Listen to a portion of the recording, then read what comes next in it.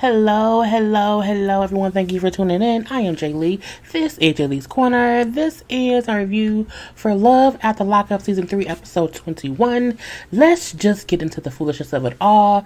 Y'all already know I want y'all to subscribe to my channel, to become a whole JayBird, and and all that goodness and stuff and whatnot. Please also like the video, comment in the comment section, hit the little share button to share it on your social media. You can also follow me on IG and Twitter at J_Lees_Corner. As always, inhale and exhale.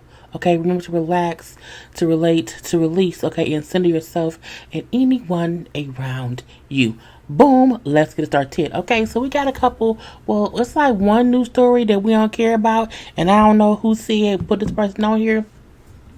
But remember Vince and Amber from, was it season 2?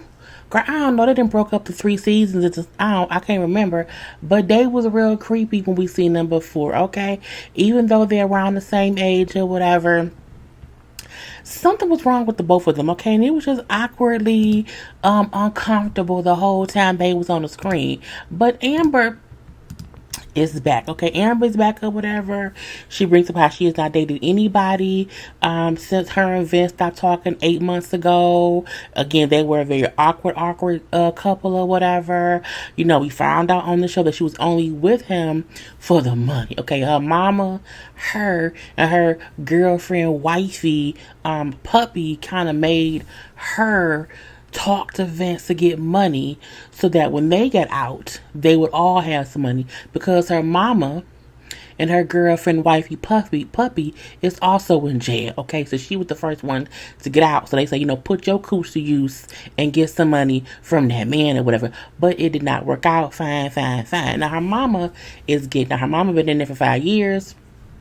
And they were both in prison together for selling drugs. Okay, her mother kind of got her into selling of the drugs and whatnot. So again, Amber got out first, her mama getting out next, and Puppy is also getting out after the mama or whatever. I'm like, Amber still lives with Puppy's mama. Okay, which means she's been living with Puppy's mama for almost a year. She works at a restaurant that she's been working at since she got out. Boom, pow. Okay, now when she's going to pick up her mama, she tells us that she has to be sure, she hopes her mama will be on the up and up, because Amber's on probation for 20 years.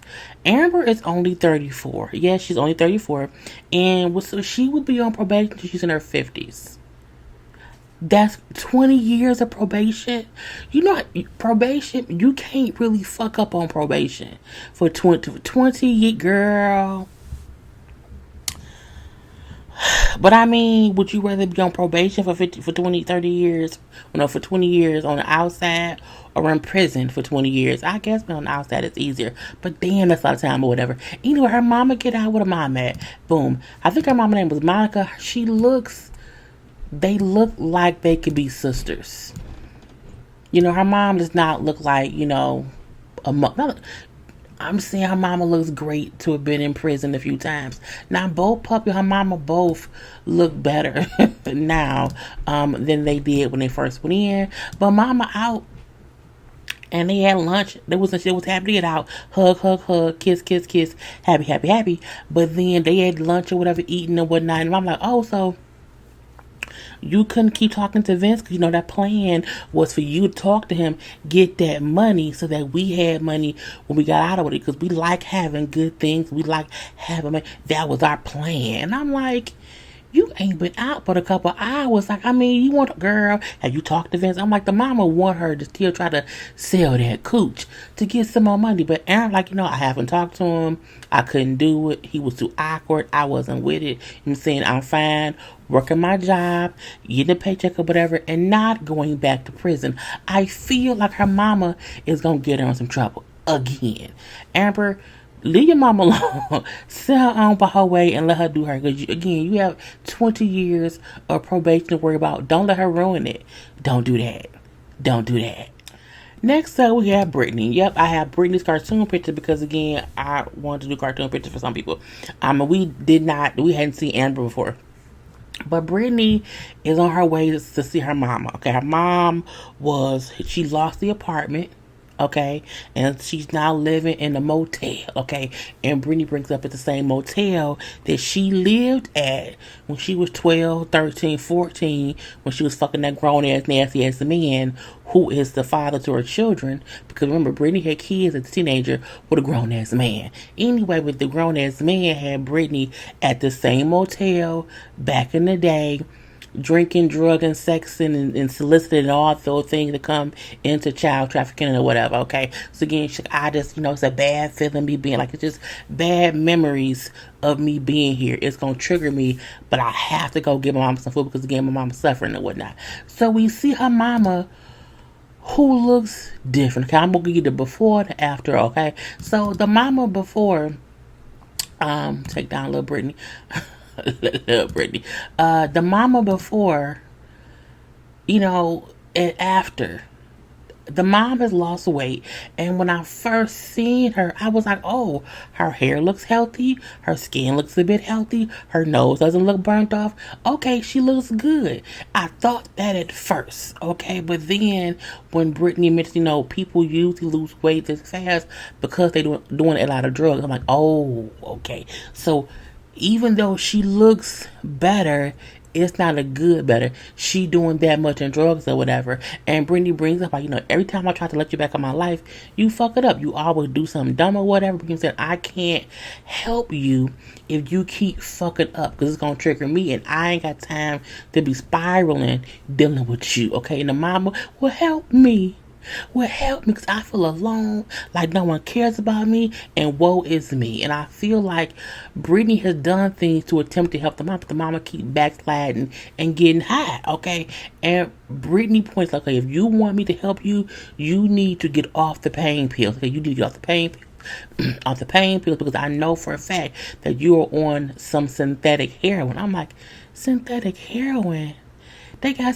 I don't know nothing about drugs. I don't know nothing. But all I know is weed, and I don't even smoke weed. So I'm like, damn, okay. But anyway, it's like you can't tell me shit about drugs and recovery and. Because I've lived all of it. You can't tell me that you ain't doing something. And I think that's our issue is the mama always say, well, I'm not doing nothing. I'm not doing, A, B, and C. Even if she doing, C, B, A, B, A, B, or mixing other, she doing something. Either mixing stuff around or doing one thing or the other, okay? So, if you want me to help you, I need you to, get off them pills, go to rehab, go to meetings. You have to be 100% committed to recovery, because I can't keep going back and forth with you trying to be sober and clean. And I will help you every day. I will take you to rehab.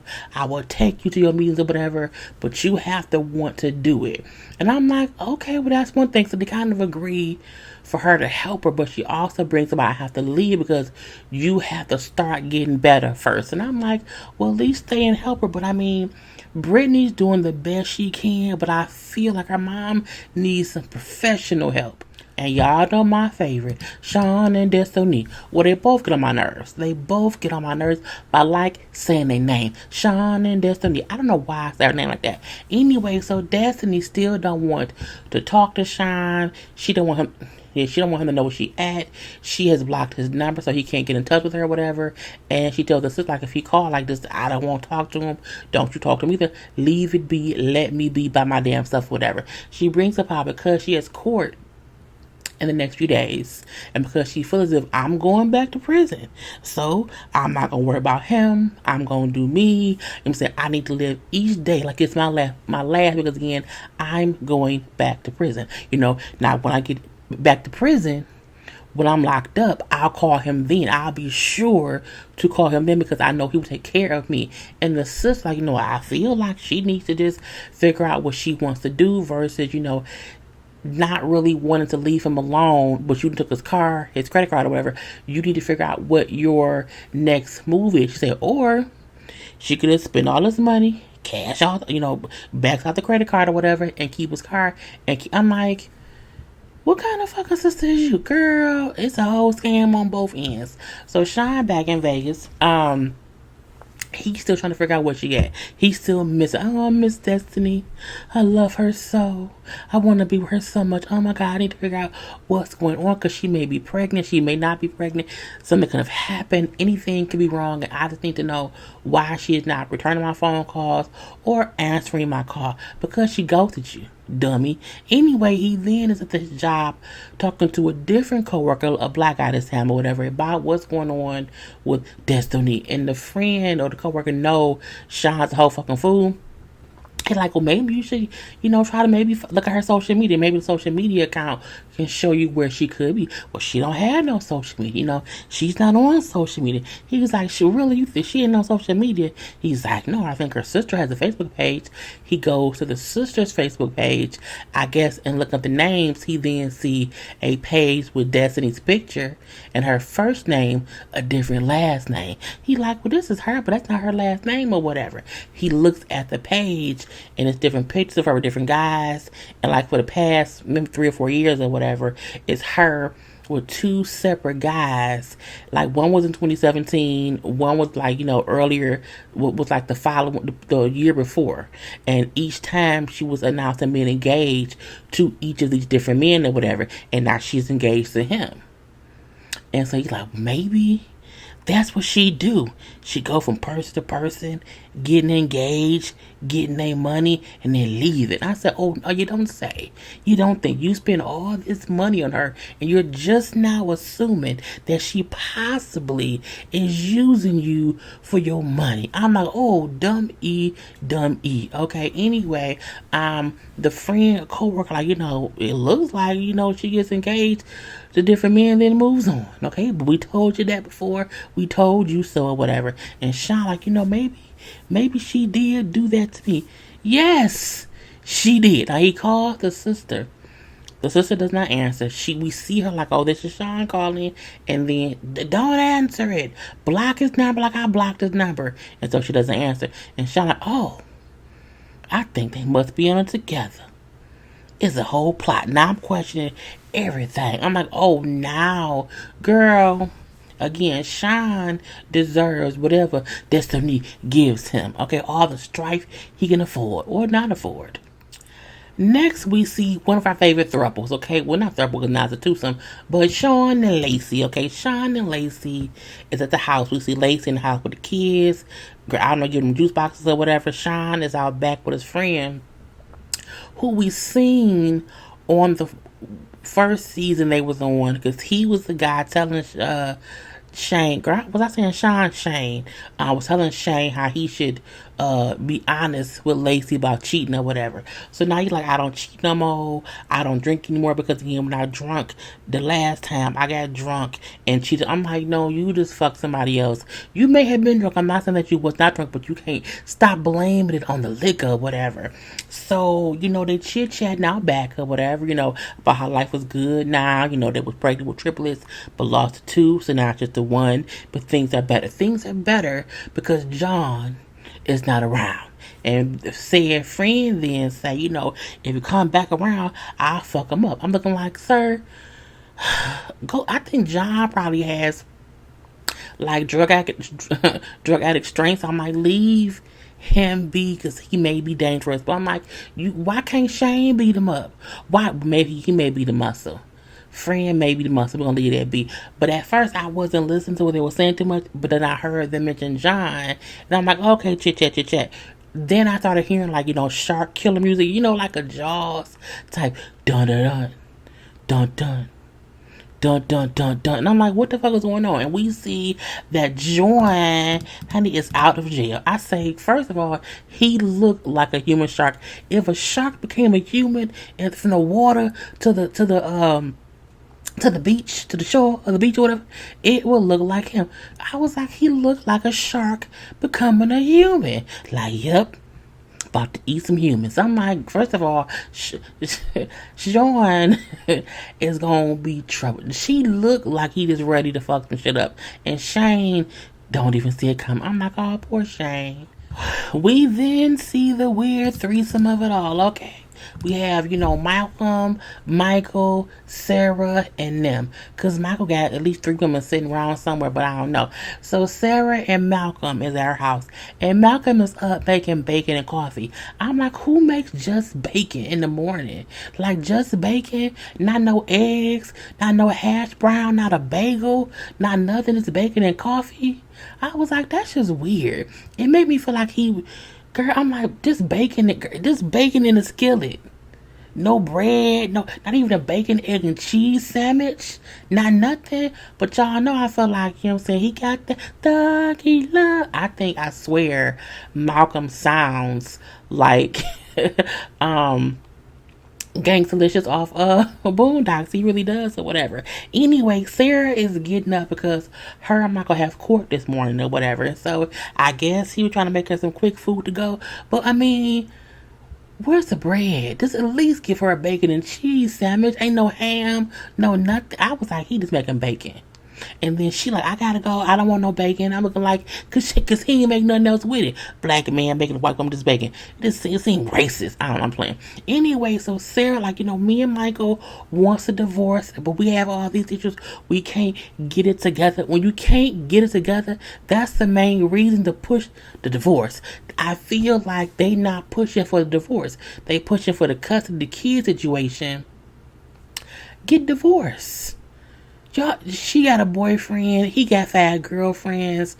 I mean, what is y'all being married on paper? They don't even have no money. Like, it's not as if they got addresses. Why y'all still married, girl? This for the love of it, with the love of the name. Because it's just dumb. Anyway, Malcolm. Like, I feel like Malcolm said he felt like Michael is up to something. Like, why you think he, trying to be around now? You think it's because of me? I think so. Probably. I'm like, I feel like, are they running out of storyline with these 3? Because again, it seemed dumb.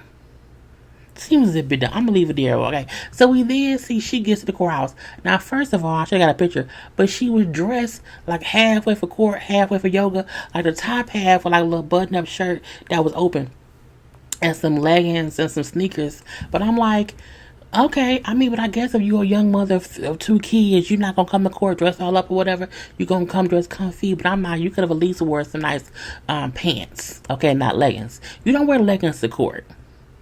Not to court, but I'm gonna leave that be. But she's at the courthouse and she's calling Michael, and he is not answering. He's not answering his phone, and he is not there. It's like, if he does not show up for court, he would be so dumb. We then see at the hotel, Michael ass is at the hotel sleeping. He missed court because he overslept. Okay, hanging out. He was out there fucking and sucking on an old girl or whatever. But he missed court. They go in the room. Is beer bottles sitting around. Open box of Magnum condoms. Oh, so he was again fucking, sucking, and drinking or whatever with old girl or whatever. He like, I said my phone. I said her phone. But I slept through all of it. I'm looking like, but why did you never get up and at least call Sarah to say, hey, I overslept? Like, what time did you wake up? Like, I'm surprised production didn't, wake his ass up to shoot a scene. Girl, he's sitting on the damn bed. I'm just so mad at myself. Now I'm sure Sarah is going to use this against me in court. I'm thinking like, I would. You want custody of your kid. You want have custody of your kids. You couldn't get up to be at court at 10 a.m. But you wanted to have custody. You see, he's dumb. He's dumb diddy. Now, after court, Sarah go home and she calls him, and he finally answers the phone. But at this point, it's like 3 o'clock in the afternoon, and he like, I just didn't wake up for court. I was asleep. You were asleep, really? He like, look, what happened in court? Because again, he wants to know what happened. My thing still is, how do you not call her and figure that shit out before she calls you? But I'm gonna leave that be, whatnot. Okay, when he say what happened in court, like what happened in court, no, what's going on with you? I'm like, why does that matter? What happened in court? Y'all went to court for a reason. Was it adjourned? Was it dismissed? Do you have custody? Was it a continuation? What was it? What happened? Okay. And he then say, because her response to him was, what's up with you? You're like, you know what? I'm about to come to you. I'm looking like, y'all couldn't, okay, but I guess they filming the show, so it's fine or whatever. And then when they, when he hangs up on her, saying I'm finna come over there, whatever, we then see Malcolm in the house, and then her and Malcolm chit chat or whatever. And then he like, it's kind of crazy. I'm going through this or whatever. I can't believe he didn't show up at court. Well, because Michael is crazy and stupid and dumb. Just completely dumb or whatever. And I'm like, what are you going over for? I want to talk about what happened. I need to find out what happened in court because things could have been improved that I did not agree upon. You didn't go to the court date. When you don't go to court, whatever happens and whatever's decided, that's your fault, bro, because you wasn't there. I'm like, it's just dumb. And last up, we have Quaylin. Okay, we see Quaylin, little baby Quaylin, and because Chevelle kicked him out, he has went to Houston. Okay, back to Houston, whatever, to stay with his family and whatnot. And he's over at his sister's house. They having dinner, like him and the two sisters or whatever. And then they're like, why did she kick you out? Now, first of all, why this is my girl?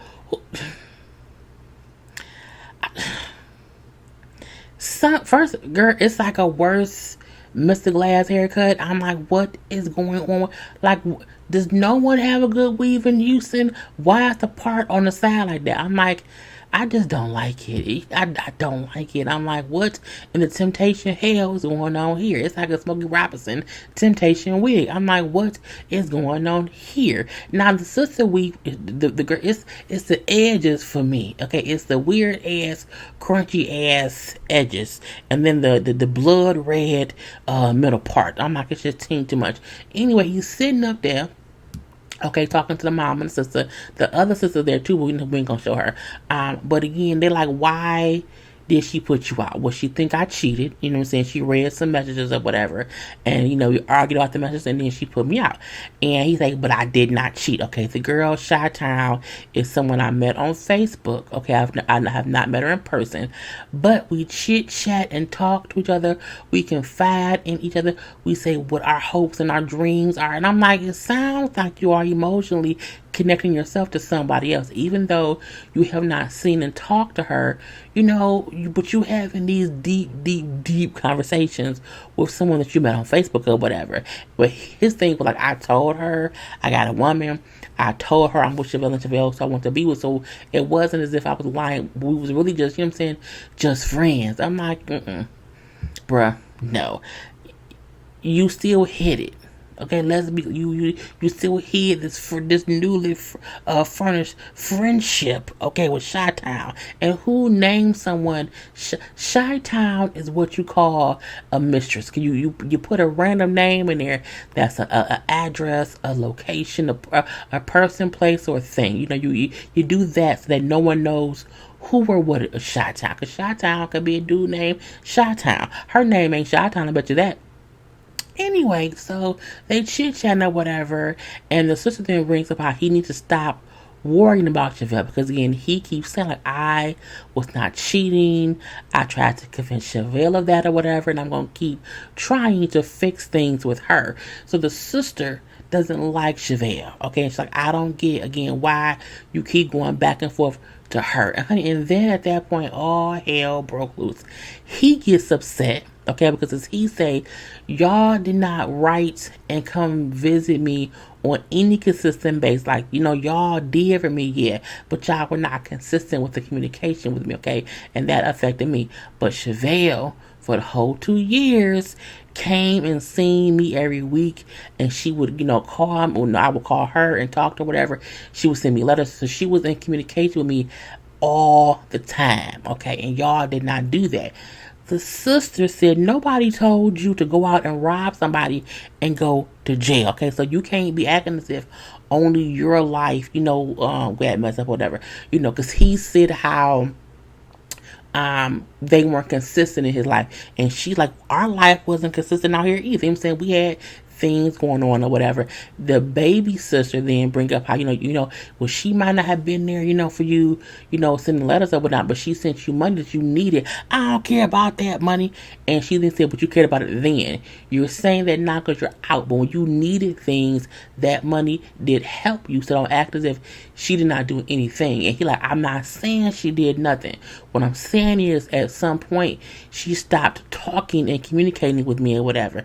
Now, older sister points out how Chevelle was only around for 2 years. Okay, you have been in there for 12. So like the first 10 years we were there for you for however long it was or whatnot. Because they don't really say how long they had not talked at all. I think before they said it may have been a couple years since he's seen her, but I'm like, I didn't think it had been that long since he had talked to her too.